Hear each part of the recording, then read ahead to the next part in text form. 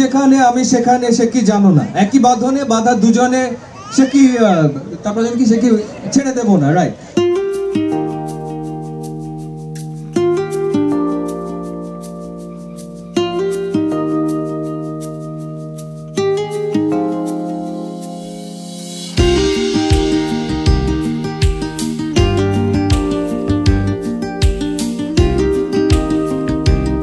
তা আমি আরজে হয়ে আরজেইং করছি রেডিও আমারে, হঠাৎ করে দেখলাম যে অহনা এসে হাজির।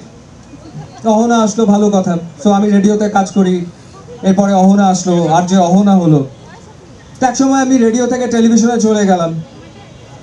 তো একটা সময় গিয়ে দেখলাম যে অহনা টেলিভিশনে চলে আসছে রেডিও থেকে। সেও রেডিও থেকে টেলিভিশনে চলে আসলো, আচ্ছা ঠিক আছে, সেটাও না হয় বুঝলাম, ভালো কথা।